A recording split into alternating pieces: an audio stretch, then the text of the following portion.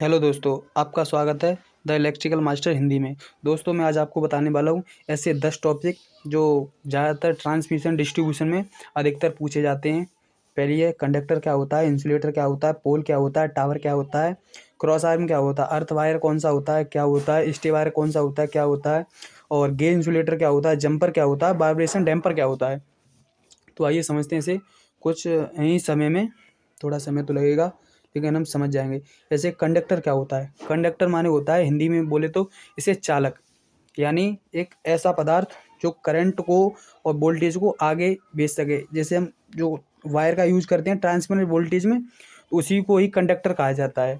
जो अधिकतर वो एल्यूमिनियम कॉपर का बना होता है। कॉपर तो ज़्यादा कॉस्टली होता है, इसीलिए हम उसे एल्यूमिनियम का बनाते हैं। अब इंसुलेटर क्या होता है, इंसुलेटर आपने देखे होंगे, जैसे कि कहीं पोल लगा हुआ है हमारा, तो पोल के ऊपर इंसुलेटर लगे होते हैं जिसके ऊपर से हमारा वायर होकर जाता है। ये क्या करता है कि इंसुलेटर क्या करता है, पोल और वायर के बीच में एक ऐसा हाई रेजिस्टेंस का काम करता है, यानी इसमें पोल के अंदर करंट नहीं आने देता। और एक सेफ्टी पर ये ऊपर लगाया था कि इसमें करंट ना आए पोल में। और XYZ इसमें अगर करंट आ भी जाता है पोल में, तो उसके लिए हम अर्थिंग वायर यूज करते हैं जो डायरेक्ट लीकेज करंट को अर्थ के जरिए नीचे भेज देता है। अब आइए समझते हैं पोल।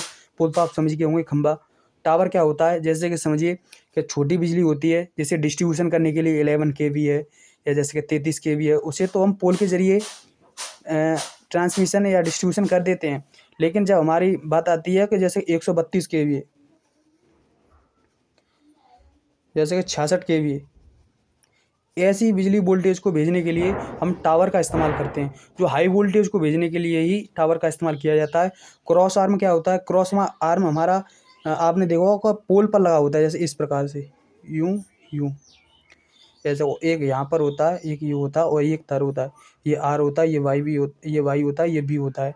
इन दोनों के बीच की जो दूरी को मैनेज करके रखता है। ये तार आपस में भिड़े नहीं, जैसे शॉर्ट सर्किट ना हो। और इनके बीच में लगभग दूरी होती है 120 एंगल की, तीनों तारों के बीच।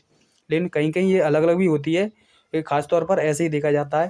और अब मैं बताता हूँ आपको, क्रॉस आर्म हो गया। अर्थ वायर कौन सा होता है, अर्थ वायर मैंने बताया ना आपको कि ये एक सेफ्टी पर्पज़ के लिए लगाया जाता है। जब कोई लीकेज करंट आता है ये लट्ठे से या किसी पोल में, तो उससे अर्थ वायर करके ये सीधा ही लीकेज करंट को अर्थ में अर्थिंग कर देता है। और ये हमारा अर्थ वायर हो गया। और हमारा ये स्टे वायर कौन सा होता है, जब आपने देखा होगा कहीं, जैसे कि एक कोई ये रास्ता है, यहाँ पर एक पोल लगा हुआ है, तो ये वायर ऐसे आया, अब हमें इधर को इधर भेजना है, इधर इधर।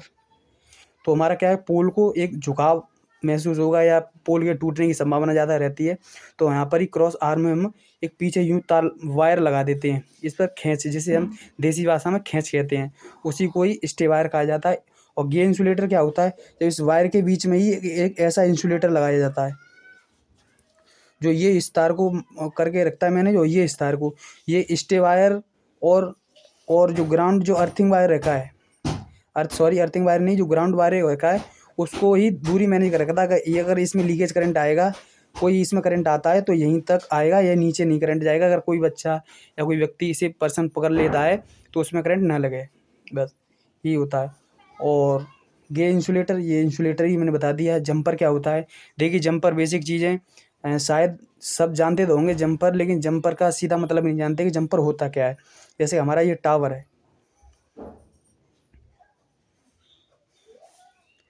ये हमारा टावर है ऐसा।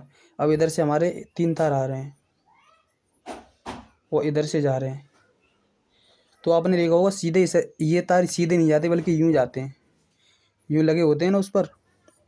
तो आने वाली बिजली और जाने वाली बिजली के कनेक्टिंग जो वायर होते हैं उनको ही जंपर कहा जाता है। ये बीच में जो तार लगे हैं इनको जंपर कहा जाता है। और हमारा वायब्रेशन डंपर क्या होता है, जैसे कि वायर जब ज़्यादा हाई वोल्टेज की जाती है, जैसे कि 132 kV है या 400 kV, ऐसी डिस्ट्रीब्यूशन ट्रांसमिशन लाइन जाती है, तो इसमें एक नॉइज़ पैदा होता है ज़्यादा हाई वोल्टेज के कारण, वाइब्रेशन। उनको कम करने के लिए हम डैम्पर का इस्तेमाल करते हैं। डैम्पर आपको बता दूं होता कैसे, जैसे ये वायर है तो इस पर इस प्रकार से डैम्पर लगाया जाता है, यूं करके। और इस प्रकार का एक डैम्पर होता है जो इस पर यूं खांचे से लगे होते हैं, यूं कर, जिससे हमारे ये जो वाइब्रेशन है उसको एब्जॉर्ब कर लेता है अपने अंदर, जिससे ज़्यादा वाइब्रेशन नहीं होता है। बस ये ऐसा ही होता है ये, और कुछ इनमें ज़्यादा अंतर नहीं है। यही 10 चीज़ें थी जो ज़्यादातर इलेक्ट्रिकल में ट्रांसमिशन एंड डिस्ट्रीब्यूशन में पूछी जाती हैं।